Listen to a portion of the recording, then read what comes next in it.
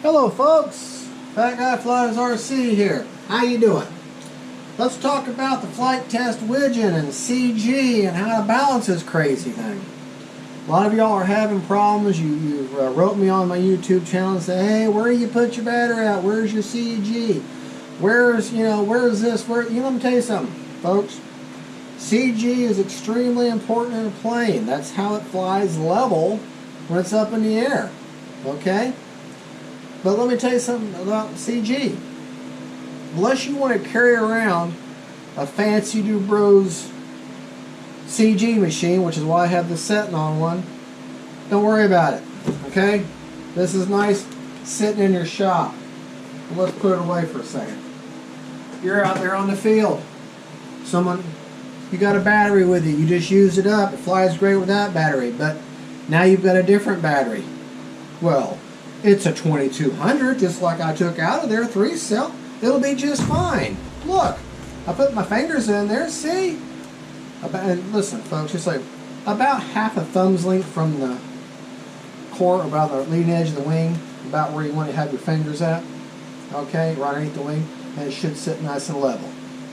Now, where I have this 2200, which is the 2200 3-cell smart battery, as you can see, the end of it is at the halfway point in the opening. Okay? For me, for this 2200 smart 3-cell battery, that's where the CG is just about perfect. Okay? Now, but you know what? That's that battery. What happens if you use a different battery? Because folks, I want to tell you something. See this battery here? This is a 2200 3-cell. This is a 2200 3-cell. This is a 2200 3-cell. This is a 22, and this is a 22. They're all 2300 or 2200 3-cells. But you know what? Every one of them weigh differently. That's something people don't talk about. They talk about CG and placement of the battery. But if you use the same style, same basic battery, but a different brand, it's going to weigh differently. So that's going to affect your CG. So forget about worrying all those millimeters and exact measurements. Come on, people, keep it simple. Put the freaking battery in there, put it on your fingers, and see how it looks. Okay, there's nothing in there, right? So it's going to be tail heavy. Let's take the zippy battery, put that in there in the same basic place, and pretty much not bad. Okay? Pretty much about the same weight. Not enough to really affect. Personally, I like my plane to be just slightly nose heavy. Nose heavy. It's easier to control. If I was flying a 3D plane, I want slightly tail heavy. But when you change batteries, and you don't put the exact same battery, the exact same weight dimension in the exact same spot, which in a real world it's not going to happen, before you take off, check your CG. Check it. What's this taking me? 15 seconds? I put the battery in there. That looks good. I mean, you're going to take the time to check your control surfaces, I hope. You're going to make sure your motors are working right, I hope.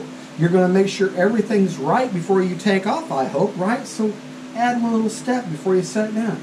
Hey, yeah, that looks right. You can do that back at the bench. Okay? Because I can take that battery out and put this battery in, and it weighs differently. Now my CG's different. Okay? Now, let's say you just can't quite find the placement. You put it in there, and you put it down a little further towards the nose. Now I'm going there, and look, oh look, it's nose heavy. It's coming down. Alright? So that means I move the battery back some. Okay? I move the battery back, and looky there. It's much more level. Now, say I put a bunch of camera gear up front here. I got to compensate for that, so move the battery further back. Okay? The center line where that spar is, that's about where your perfect CG is on that plane. Fully loaded, full of fuel. That's where it's at. Okay? Back in the day, when we had nothing but gassers, okay, they had to put weights and stuff in the planes. Alright? Because the pilots knew because the weight of that motor was a constant. The weight of that engine was a constant. What they didn't have, what they had to realize is that as they flew more, their fuel went down. Therefore, the weight of the plane changed. That's why they wanted the tank as close to the center of the wing as possible.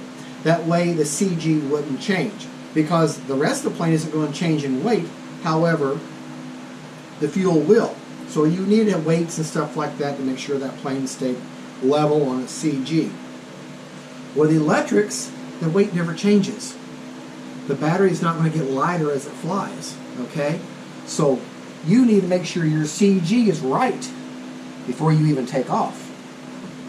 I have a snail. I just noticed that. That's a snail on the side of my airplane. And I'm in the house. Go figure. Well, where I fly it out, there's snails everywhere and they attach themselves. So if you're out there on the field and you realize, hey, my plane seems like it's tail heavy, move the battery forward. Check the CG until it's not tail heavy. If it's too nose heavy for your liking, move the battery backwards until you're happy with the CG. Remember, about half a finger lengths in, about where you imagine that spar to be, is about where you need to have your fingers. About right there.